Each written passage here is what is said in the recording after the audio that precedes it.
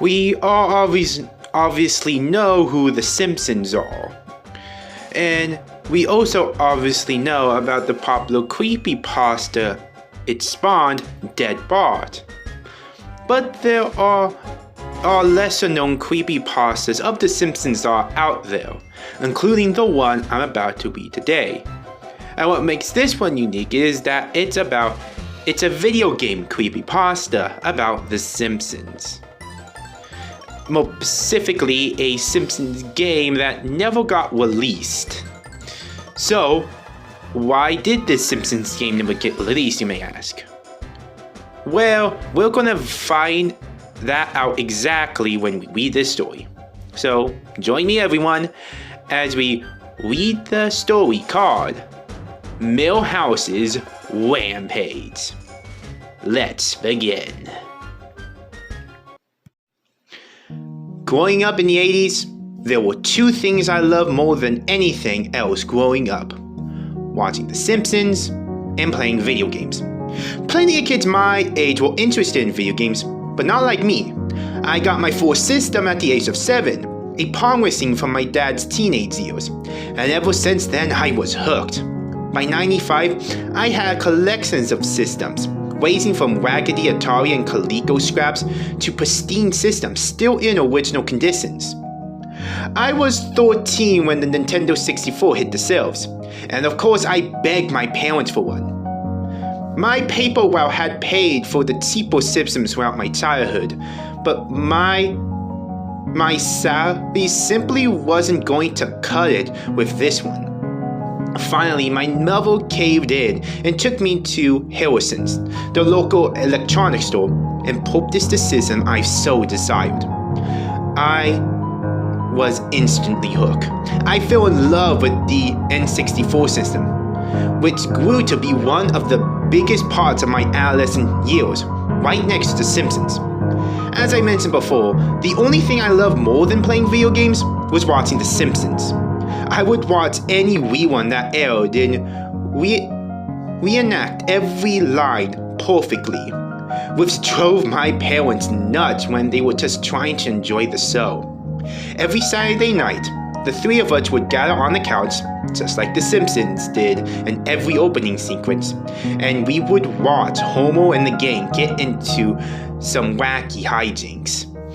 This was one of the only things we did together as a family. Dad worked long hours and Mom started selling some craps from one of those multi-level marketing sites. So I learned to cherish those memories. The year was 2002.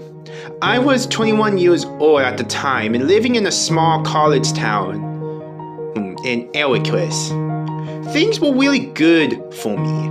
I was just 2 years from getting my degree in accounting, and as soon as I was done, I would be taking a job at my dad's firm. I had a beautiful girlfriend, a red-headed girl named Tina, who loved The Simpsons as much as I did. We would spend most weekends watching reruns on VHS tapes I had recorded years ago. But sometimes Tina would turn on my adventurous spirit, and we would find ourselves taking tennis lessons or cycling through the town on a touring bike. It sounds cliche, but my life was just more complete with her. I was a man in love, and my friends could tell. However, I never let my relationship get in the way of good times with them. As soon as class was out, you could find our little pad drinking beer and playing darts at the local bar. Afterwards, it was back to one of our dorms to play video games until the early hours of the morning. It was fine for me because all my classes were at 12 p.m., so that gave me plenty of time to sleep off any remaining hangover and eat a meal. One afternoon, I was making my way down Main Street of my town when I saw a sign in the local junk shop window. Of course, I spent a lot of time in these types of shops. Being the pack rat I was, as I got closer, it looked like the sign read, "Used video games sold here." I couldn't pass up this opportunity to find something valuable. I figured I could catch up with my friends at our favorite bar in a half hour or so. I wanted to take a look at their selection. I stepped inside the shop, which had a dirty aluminum floor and utilized old bookshelves to display the merchandise. The air had a faint smell of musk, and the floor was so filthy that it sounded as though I was stepping in kitty litter. I was disgusted enough to leave right then and there, but I wanted to see all what they had. I walked up to the counter, behind which was a gruff-looking old lady. She still had crevices in her hair, which I found comical, and she had a cigarette dangling between her lips. "Excuse me," I asked as I approached the counter. She grunted and looked up from the romance novel she was reading. "The sign says you sell video games. Where might those be?" She lifted a finger to the very back of the store, looking annoyed at my question. I thanked her, to which she responded with another grunt, and made my way through the sales of useless knickknacks until I saw the video games. They were thrown carelessly into a single cardboard box with no storing done whatsoever. I found a few PlayStation games that my friends and I could play later, and started to walk away when I saw a strange-looking N64 cartridge. I blew the dust off the bright yellow cartridge. There was no label, only tape and a copy that read, "The Simpsons, Millhouse's Rampage." Now this was something. I had never known there would be a video game based on my favorite TV series. I paid the old hag $5 for the games and went all the way to the bar to show my friends the new treasure I found. We wasted no time chugging down our brews and took off to my friend Brian's dorm to play the PlayStation. They all seemed disinterested in the Simpsons game, saying that it was probably some fan-made junk. I cursed them for being right and decided to wait until Tina came by the next day to take a look at the game.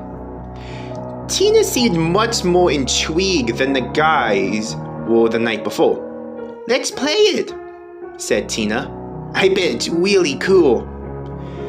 "Hang on a second, let me hook up the N64.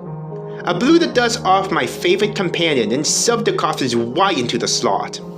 I grabbed my favorite purple controller and waited with anticipation. As soon as I turned on the system, I knew it was just a demo. This bummed me out quite a bit because I couldn't actually play the game. But this was something I've never seen before, so maybe it would be worth it just to watch the demo.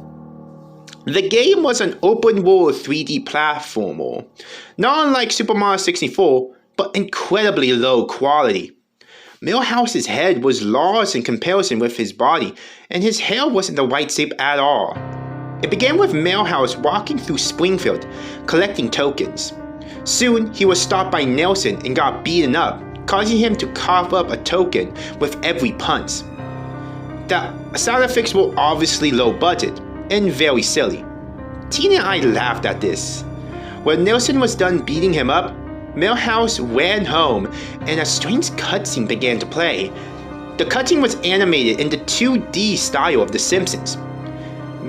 Millhouse was bloody and his glasses were cracked. His nose was swollen even more than usual.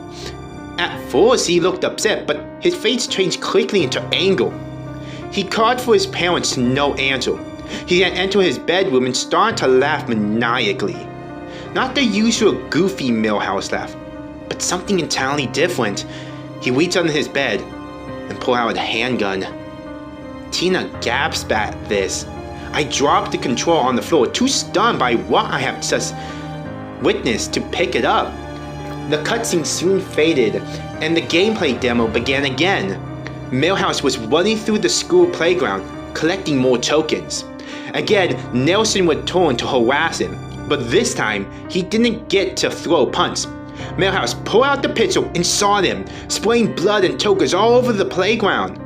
The awful sound effect of children screaming began, and soon the other children started running in all directions. Millhouse opened fire on all of them, blood and tokens flying all over the place. When there was no more children left on the playground, Another cutscene began to play. Millhouse was covered in blood. He wiped his glasses on his sword and walked toward Jumbo, who was attempting to claw towards the school. Millhouse held the gun to the back of his head and pulled the trigger. The animation of the brains and blood splattering on the pavement was unbelievable. It almost looked photorealistic. I looked at Tina, who was now shaking and starting to cry. "Turn the fucking thing off!" she shouted as she stood up to leave. "Oh wait," I said. "I think there's more." I was absolutely disgusted too, but I had to see the rest. The cutscene once again faded into the gameplay. Millhouse was outside the Simpsons house collecting tokens. A broken, distorted voice shouted, "Hey, jerk monkey!" A glitched Bart Simpson started walking towards Millhouse. He was soon shot down by Millhouse, and again the sound of children screaming began. The most terrifying thing about all that the screaming was how weird it sounded, as if it were coming through my old TV box and it was in my living room. I felt sick to my stomach and turned off the game. The sound of the children screaming lasted for 5 more seconds after the TV went black. Tina and I never spoke after that. I burned that game in my backyard during spring break and never told a soul about what I've seen. I showed up all my video game systems, including my beloved N64. I just couldn't risk finding another game like that. I also haven't watched The Simpsons since then, which I've heard wasn't much of a lot. Apparently the new episodes are complete garbage anyways. The sound of those screams still haunt my nightmares 15 years later after I had first heard them. I don't think I'll ever forget what I saw on that game. I just hope that demo I bought was the only copy.